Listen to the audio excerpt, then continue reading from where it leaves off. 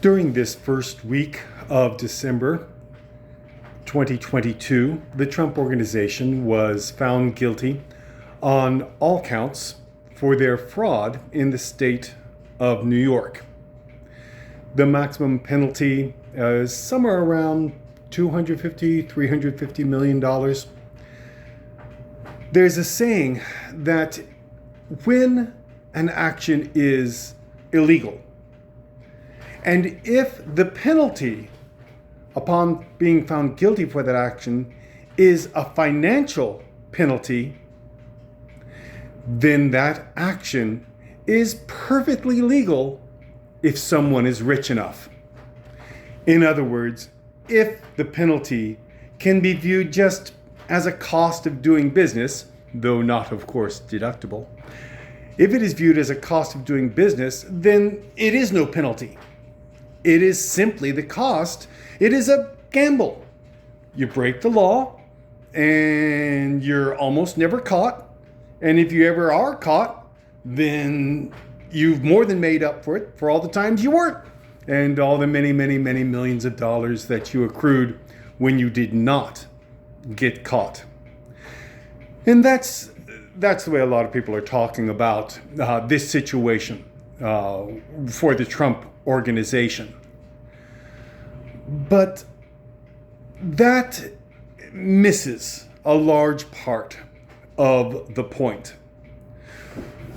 First of all, the Trump Organization was found guilty of fraud on a fairly extensive and long-term basis.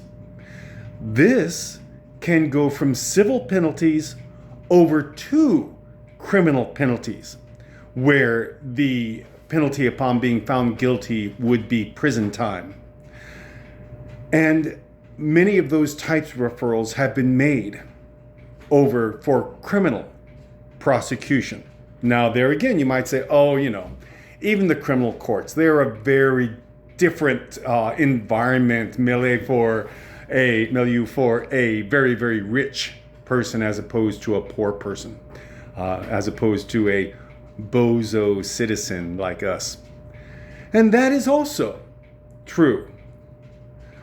I guess the point I want to make in all this is that the sandcastle is very, very endangered by the incoming tide at this point.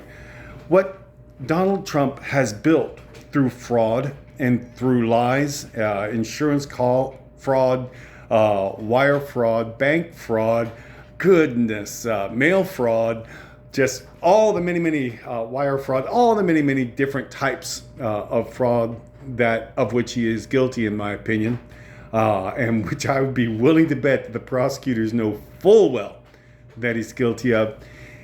It usually doesn't. If you take a glass